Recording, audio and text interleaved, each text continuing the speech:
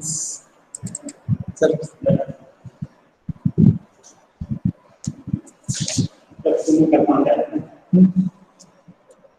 मैं कह रहा था कि सैनी जी ने को बनाया था सर, वो बोल रहे थे कि टीचर वाइज बनाना है। तो सैनी ने को फॉर्मेट तो बना लिया, उसमें टिक कर सकते हैं अगर आप तो कर लो सैनी के साथ बैठ के।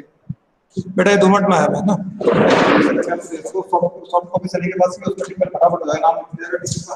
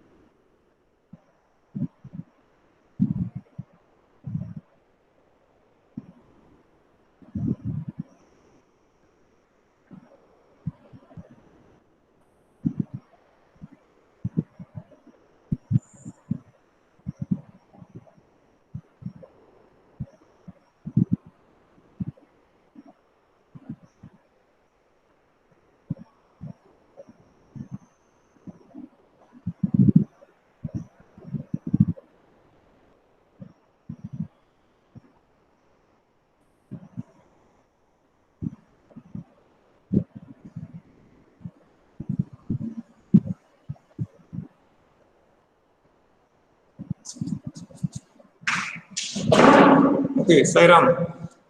So we are discussing about the chapter, third, fourth chapter, business services, है ना?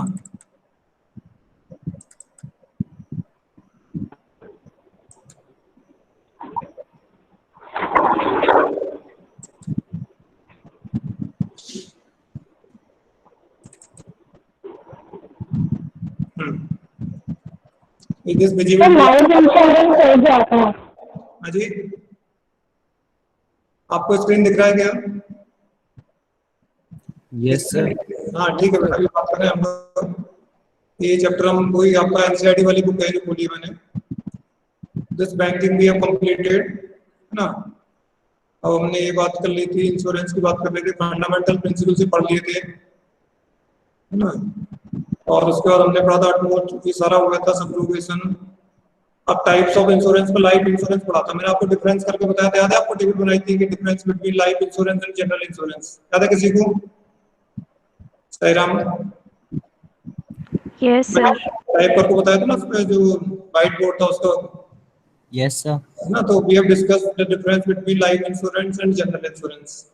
तो लाइफ इंश्योरेंस में तो हमने पढ़ लिया था, contract of utmost good faith है, ओनली 2 प्रिंसिपल्स आर अप्लाइड, एक तो अटमोस्ट गुड फेथ और दूसरा insurable interest. Other principles of insurance do not apply to the life insurance, है ना। अब जनरल इंश्योरेंस में 2 हमारे पास मेन है, कौन कौन से? एक तो मैरीन इंश्योरेंस है और दूसरा फायर इंश्योरेंस है, और ये रिसेंट फॉर्म ऑफ इंश्योरेंस अभी भी डेवलप हुए, ये अदर इंश्योरेंस है, ठीक है। तो इसमें ये तो पढ़ लिया था, types of life insurance policy बताया था ना, बात की थी आपसे, ये whole life policy, endowment life policy, endowment life assurance policy, joint life policy, NP policy, और चिल्ड्रंस एंडाउमेंट पॉलिसी। अब यहाँ से स्टार्ट करना है फायर इंश्योरेंस हमको ना। So fire insurance is the part of general insurance and this policy covers the risk of fire, no? So fire insurance covers the risk of loss by fire. If any property or goods are lost by fire, that will be covered by fire insurance policy. अब यहाँ conclusion थोड़ा clear कर लो। If someone human being dies by fire, कोई इंसान अगर मर जाता है फायर से, तो फिर वो फायर इंश्योरेंस का पार्ट नहीं है, that is the part of the life insurance, है ना। तो fire insurance is mean for goods, property, service के लिए है, it's not mean for human beings, है ना। Fire insurance policy does not cover the human beings, that is being covered by the life insurance policy, ठीक है। So fire insurance is a contract whereby the insurer, in consideration of premium paid, undertakes to make good any loss or damage caused by fire during a specified period up to the amount specified in the policy. So it's also an agreement between insurer and insured, in which insurance company promises to compensate the insured up to a specific amount, and a policy amount, in case of the subject matter is lost by fire, in consideration of premium. So insured has to pay premium, insurance company gives the assurance or promise to compensate in case of loss by fire, है ना। And that document is known as insurance policy. That is same in life insurance and fire insurance, that agreement that contains terms and conditions of insurance, that is called policy. And fire insurance policy is for a period of 1 year, after which it is to be renewed from time to time. So मैंने बताया जितनी भी general insurance policies हैं, they are valid for a year, and after that we have to renew them. Again we have to pay premium, again they will be renewed. So renewal is compulsory, otherwise the risk cover will not be there. And premium may be paid according to the choice of the insured. It may be paid monthly or half yearly or annually, whatever is the code settled by insurer and insured, they can pay the premium. There are two important elements of fire insurance. There must be actual loss and fire must be accidental, not intentional. ये दो condition बड़ी important है। जब insurance company आपको claim देगी उससे पहले दो चीजें देखेगी ना। There are two essential terms of fire insurance. In case of a loss by fire, if insured claims a loss by fire, अगर एक्स ने इंश्योरेंस पॉलिसी लगाई, फायर इंश्योरेंस पॉलिसी, और वो क्लेम करता है कि मेरी दुकान जल गई, तो वो इंश्योरेंस कंपनी क्या देखेगी, there must be actual loss, है ना। उस फायर से एक्चुअल में कोई लॉस हुआ कि नहीं हुआ है ना। If there is no actual loss then insurance company will not pay any compensation. And दूसरा कंडीशन सबसे इंपॉर्टेंट है, fire must be accidental, not intentional. अगर जानबूझ के आग लगा दी किसी ने अपने गोडाउन में और फिर कहता है इंश्योरेंस कंपनी से क्लेम दो, तो इंश्योरेंस कंपनी नहीं देगी। ऐसा हो सकता है कि कोई जानबूझ के गोडाउन में आग लगाएगा? सही राम, हो सकता है? No sir. होता है, बहुत लोग करते हैं। जैसे क्या हुआ, मैंने देखा था एक लाइव केस देखा था मैंने, है ना। हमारे यहाँ पे एक वो थे बहुत बड़े, इसका जड़ी बूटी जानते हैं, जड़ी बूटियां इकट्ठी करते हैं गाँव से, जो आते हैं जंगल से लाते जड़ी बूटियां, है ना। उसमें बहुत सारी जड़ी बूटियां, तो उनका एक पुराना गोडाउन था, बहुत बड़े एरिया में फैला था, लगभग लगता है 2-3 हज़ार स्क्वायर फुट से ज्यादा होगा, और 5 हज़ार स्क्वायर फुट में बड़ा गोडाउन था। उसमें वो रखते थे जड़ी बूटियां, बड़ा पुराना गोडाउन था, जर्जर हो गया था। तो उसमें उन्होंने जड़ी बूटियां नहीं, घास फूस पत्ते सब वही होता है। अब उस गोडाउन में आग लग गई एक दिन, इंक्वायरी हुई, सब हुआ, क्लेम भी मिल गया। तो बाद में जो मालिक था उसका बच्चा हमारा फ्रेंड था, तो उसने बताया कि हम लोगों ने सब जानबूझ के किया। क्या किया कि वो गोडाउन तो पुराना हो गया था, है ना, so that way we want to make it new. तो इंश्योरेंस कंपनी अगर प्रूव कर दिया आपने कि it's a matter of fact है कि अगर आपने प्रूव कर दिया कि एक्सीडेंटल फायर है, तो इंश्योरेंस कंपनी क्लेम देगी। अगर इंश्योरेंस कंपनी ने प्रूव कर दिया कि एक्सीडेंटल फायर नहीं है, तो फिर इंश्योरेंस कंपनी क्लेम नहीं देगी। तो जानबूझ के नहीं करना, मालूम चला कि अच्छा वाला प्रॉपर्टी थी और इंश्योरेंस कंपनी ने प्रूव कर दिया तो कुछ नहीं मिलने वाला है ना। So that is fire accidental, not intentional. हाँ जी सर, पर अगर किसी ने इंटेंशनली किया भी, तो कंपनी को कैसे पता चलेगा कि उसने इंटेंशनली किया है ये?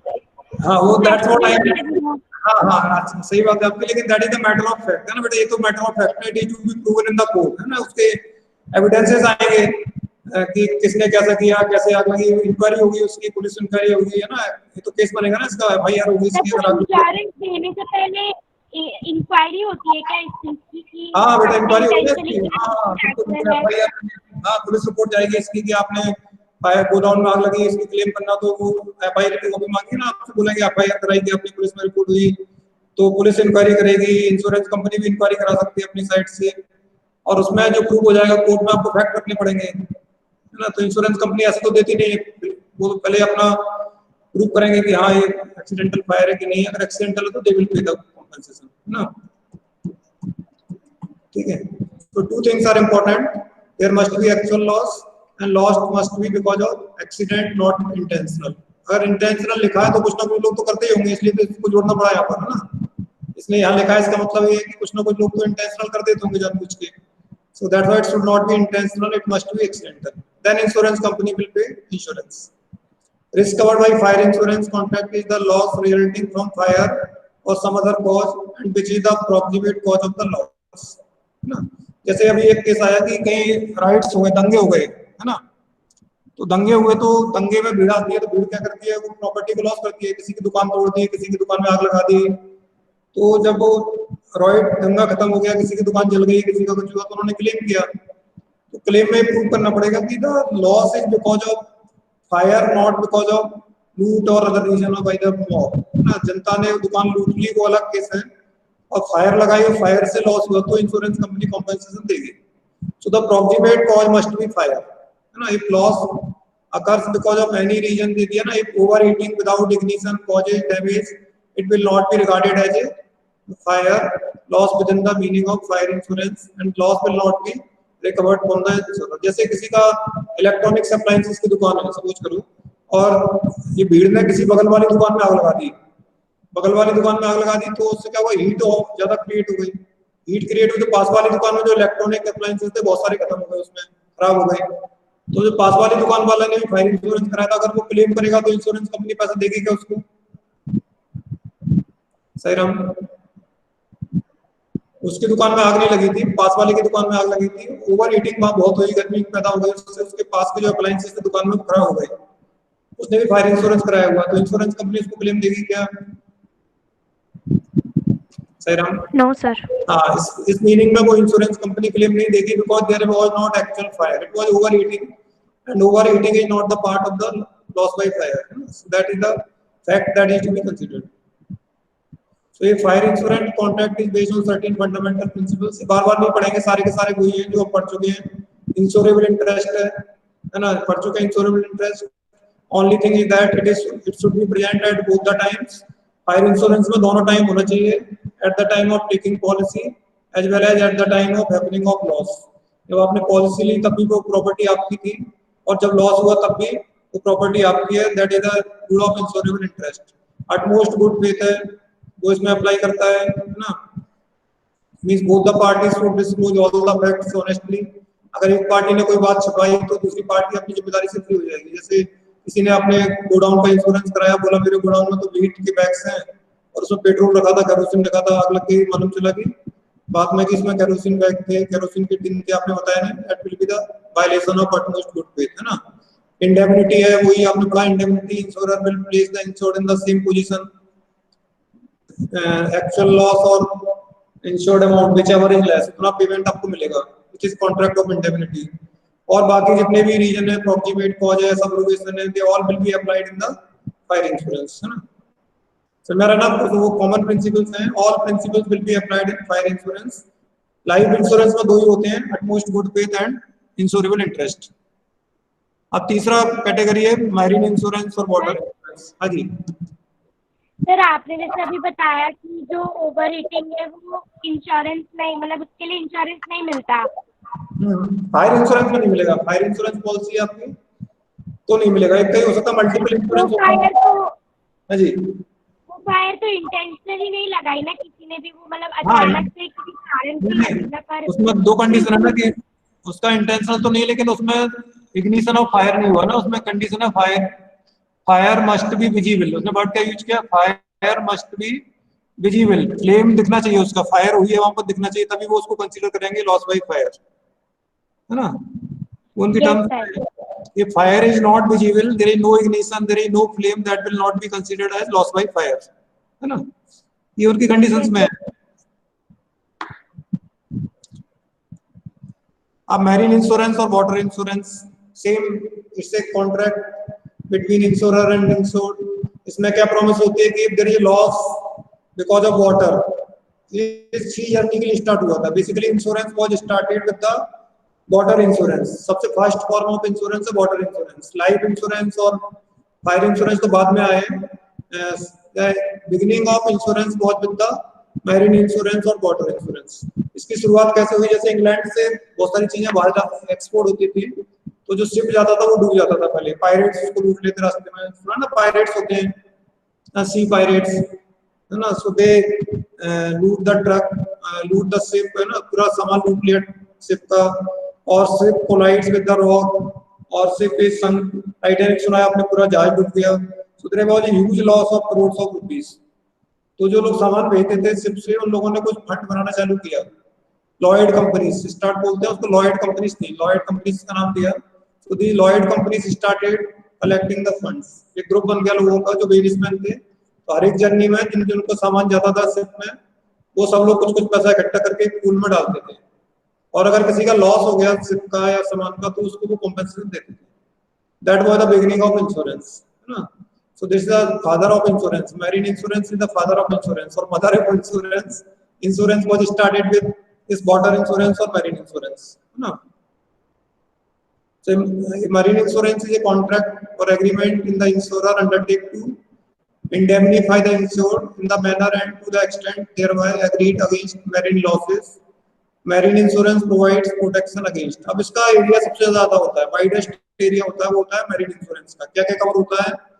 It covers loss by marine perils or perils of the sea. Perils means risk of the sea. So risk of the sea are covered by the marine insurance or water insurance. ठीक है। अच्छा, flood insurance नहीं है, ध्यान रखना।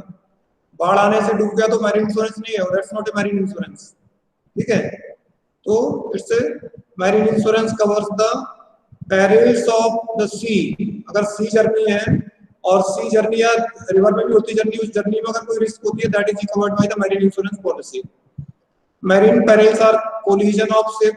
क्या क्या risk हो सकती है? Collision of ship with the rock, है ना। Ship is collided with the rock. समुद्र पानी के अंदर तो मालूम नहीं चलता, क्या टकरा सकता है अंदर रॉक से।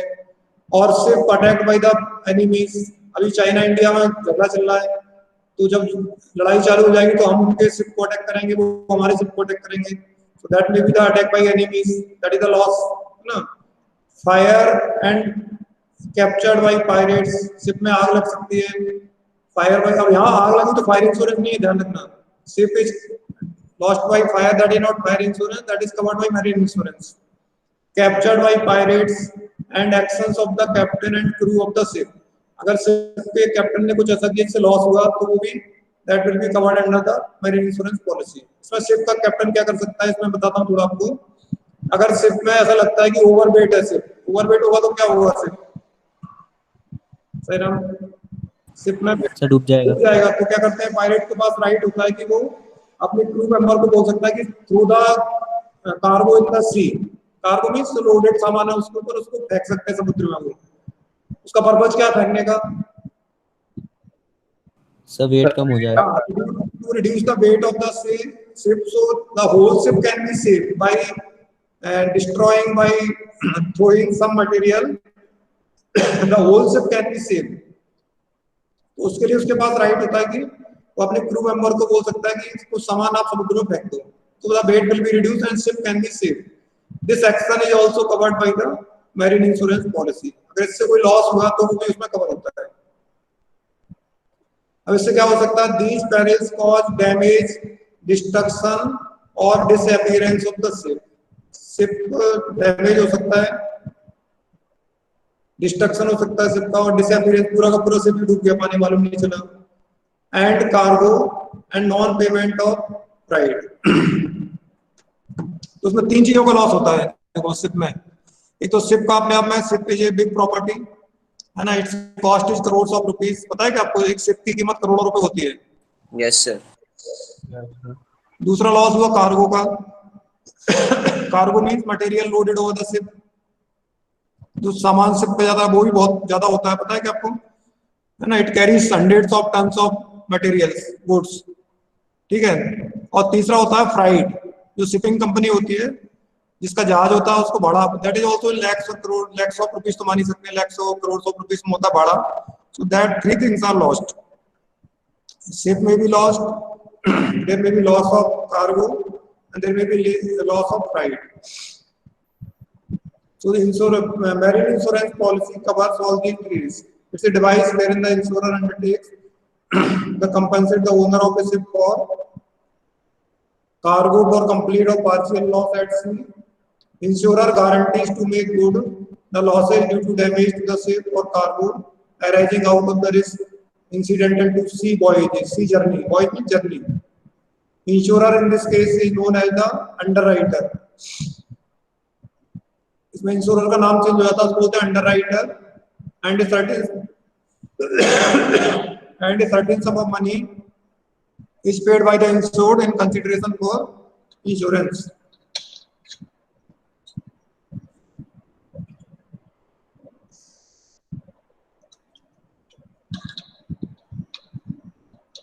So there are three things involved in marine insurance. क्या है? Ship or hull insurance, cargo insurance and freight insurance. These three things are covered by the marine insurance policy. पहला ship or hull insurance है ना. As I said, ship is exposed to many types of risk and it costs crores of rupees. So there may be loss of ship, there may be loss of cargo. Cargo means goods transported by the ship, that is a cargo, and that may be at a risk. और तीसरा freight.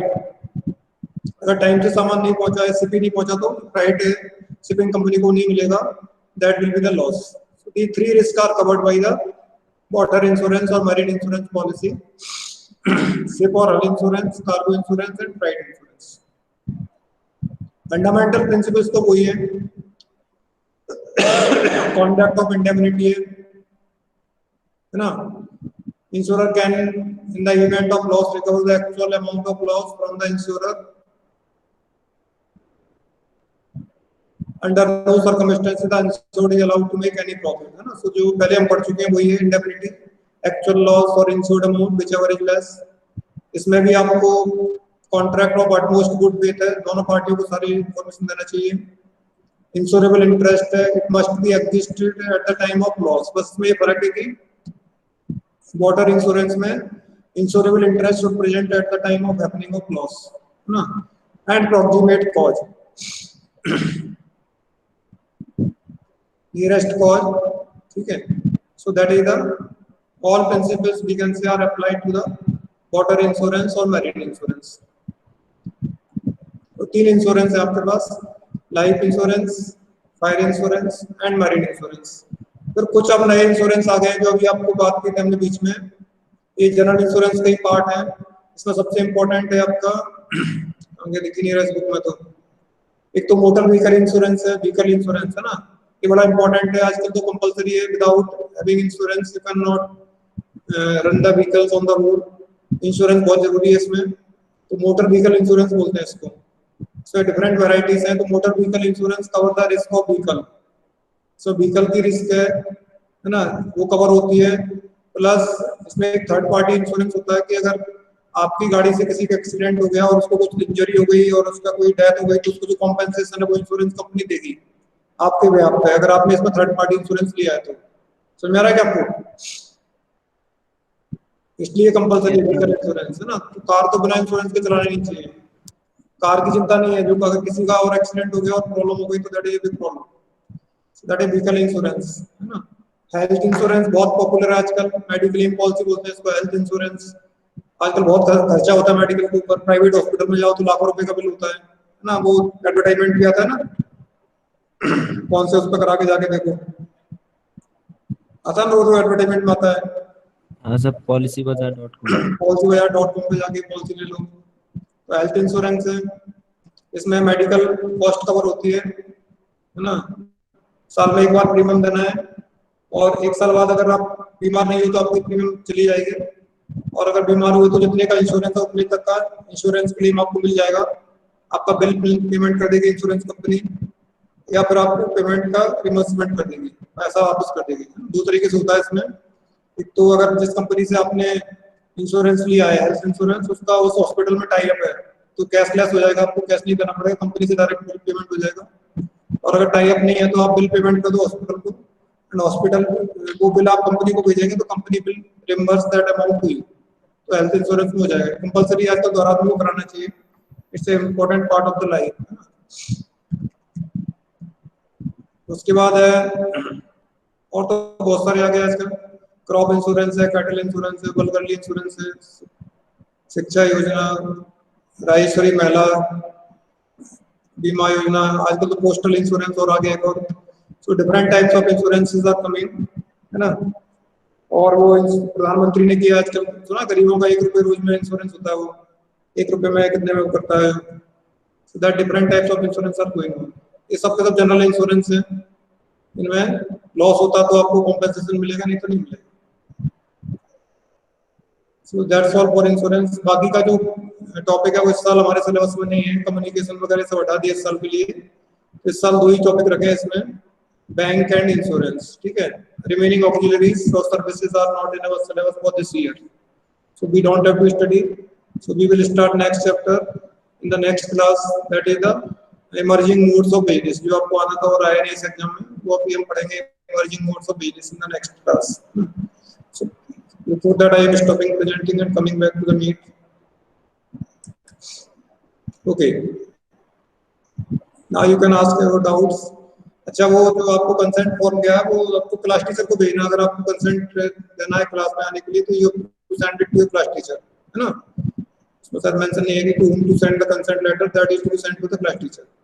मैं आज बोलता हूँ तुमको तो बताइए। हाँ जी सर, उस वो जो कंसर्न फॉर्म है उसमें एक तो पेरेंट का नाम, एक तो ऊपर पेरेंट का नाम है, फिर अपना नाम है और एक और गैप दिया है, उसमें क्या लिखना है? पूरी आवाज नहीं आ रही आपको क्लियर?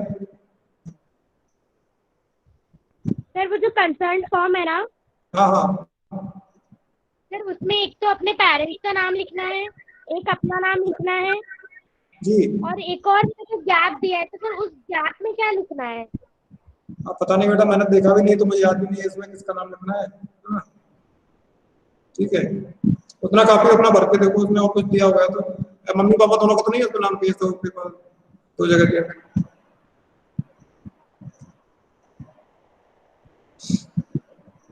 ओके, तो अच्छा एक क्वेश्चन था उसका गूगल फॉर्म में, Sairam are you there? Only 10 are there. तो गूगल फॉर्म में एक क्वेश्चन था, वो उसका क्वेश्चन राइट वाला राइट क्वेश्चन टिक करना छूट गया था। उसमें राइट क्वेश्चन था, मैंने लिखा था, कुछ बच्चों को था आरटीजीएस है, तो मैंने जो आपका सीएसवी फाइल बन गई है उसमें कुछ जिन लोगों ने उसमें आरटीजीएस क्लिक किया होगा उनको उस क्वेश्चन के मार्क्स मिल जाएंगे, है ना। जिन लोगों ने आरटीजीएस क्लिक किया होगा उस पर, उसके मार्क्स उनको मिल जाएंगे गूगल फॉर्म में। That can be seen in the CSV file. तो सीएसवी फाइल मैंने जनरेट कर ली है, तो जिन जिन लोगों का आरटीजीएस इन्होंने क्लिक किया होगा उस पर, they will get the marks for that question, है ना। आरटीजीएस वाले बच्चे, याद है ना आपको, जो 2 लाख रुपए का मिनिमम लिमिट होता है दैट इज इन आरटीजीएस। तो आरटीजीएस में जिन बच्चों ने क्लिक किया उनको उसके मार्क्स मिल जाएंगे।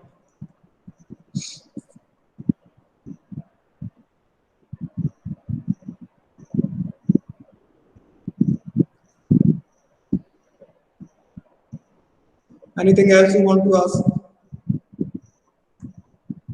Sairam, Pransu have never asked anything to me. Muskan Bhargav also have not asked anything till now. और कौन है?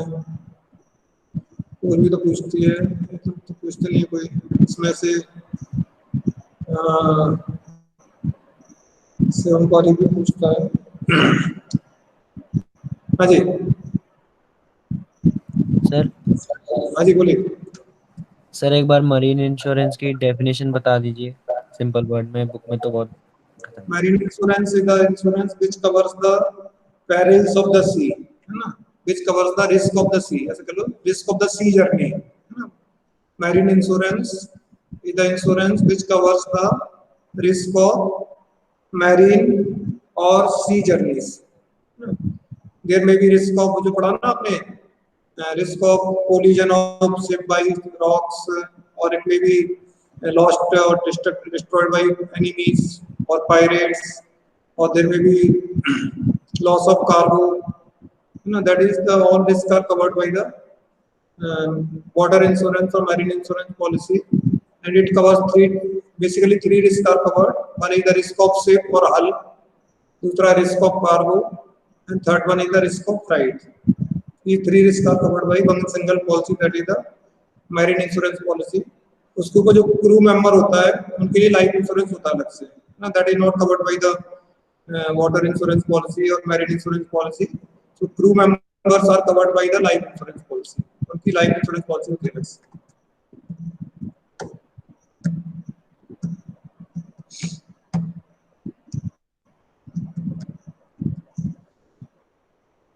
ठीक है. Okay, so you can leave now. We will meet in the next class. Sir हाँ बोलो. Sir accounts का paper बहुत ज्यादा लेंदी था. अकाउंट्स का पेपर बहुत छोटा हो गया क्योंकि आपको कितना लंबा टाइम मिला आपको इस बार. आधा घंटा एक्स्ट्रा मिला था. अच्छा उसमें छोटा क्या नहीं था और क्या था वो सर बहुत लेंदी था. नहीं था लेंदी. अगर आपने उसमें लेजर किया होगा पहले तो लेंदी रखा होगा. उसका एक ट्रिक होता है, लेजर का क्वेश्चन मत करो पहले. लेजर में फंसोगे आप तो लेजर उसको लेंदी बना देगा, है ना. वो इस तरह का ही आता है. अकाउंट का क्वेश्चन ऐसे ही आएगा, हर बार पेपर ऐसे ही आएगा इसका अकाउंट्स का. तो उसमें दो चीजें हैं, एक तो कैलकुलेशन में कितना ज्यादा टाइम आप लगा रहे हो, दैट डिपेंड्स ऑन दैट. ठीक. और दूसरा ये जो लेजर है इस तरह का जहाँ ज्यादा टाइम कंज्यूमिंग प्रोसेस है, तो उसमें इसलिए मैंने आपको बोल दिया था कि आप उसकी बैलेंसिंग छोड़ दो. बोला था ना आपको, इसलिए बोला था कि मुझे लगा कि बहुत टाइम जाएगा बैलेंसिंग करने में, तो मैंने बोला भी था कि बैलेंसिंग नहीं करना उसकी, छोड़ देना बैलेंसिंग. आपका जब गूगल फॉर्म हुआ तभी बोल दिया था कि बैलेंसिंग नहीं करना उसकी. उसके बाद ही बच्चों ने किए, बहुत सारे बच्चों ने बैलेंसिंग किया उसकी. बट आपको बहुत टाइम मिला इस बार. 1 आवर 15 मिनट्स तो वो मिले, प्लस 30 मिनट्स और थे आपके पास एक्स्ट्रा. आपको अपलोडिंग में कितना टाइम लगा हुआ आपको इसका पीडीएफ बनाने में, अपलोडिंग करने में तो 5-10 मिनट्स ही मान लो मैक्सिमम, तो भी 20 मिनट्स एक्स्ट्रा मिल रहे थे. तो इतना क्लास में तो नहीं मिलता आपको इतना टाइम. पेपर तो ऐसे ही आता क्लास में.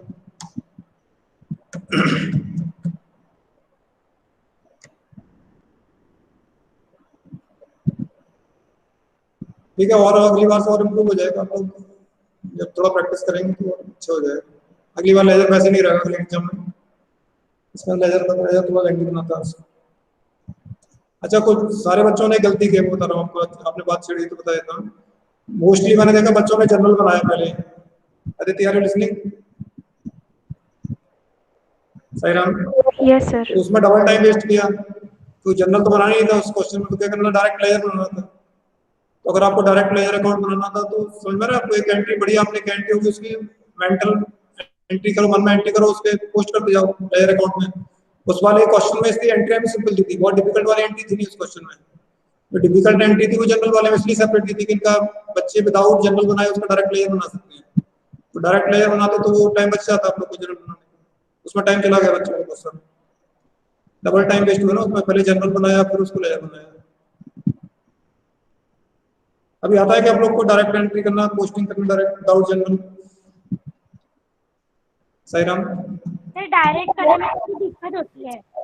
थोड़ी दिक्कत होती है. हाँ तो प्रैक्टिस करना बेटा. अल्टीमेटली वही आना चाहिए, बिना जनरल बनाए हम लोग को पोस्टिंग करना आना चाहिए ना. That is ultimate thing we have to do. तो और प्रैक्टिस करेंगे तो आ जाएगा आपको, है ना. तो मन में एंट्री करके देखो कौन सा अकाउंट डेबिट हुआ है तो पता ही किधर लिखना है उसमें, तो करोगे आप आ जाओगे. एक आध डिस्काउंट वाली एंट्री होगी उसको करके देख लो कहीं अपने, बाकी सारी एंट्री करने की जरूरत नहीं है. तो वो टाइम बच जाएगा हमारा उतना.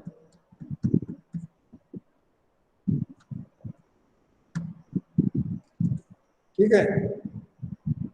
बीएस में क्वेश्चन पेपर समझ में आया आप लोग को? क्वेश्चन समझ में आ रहे थे?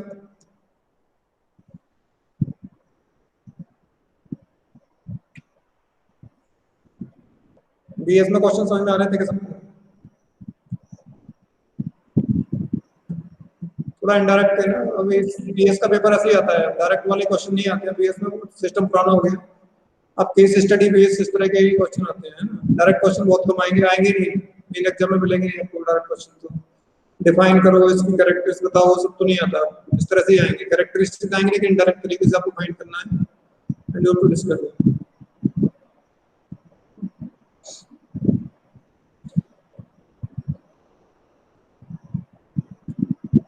ठीक है. So now you can leave. Sai Ram. Sairam sir. Sir sir Sairam sir. Sai Ram.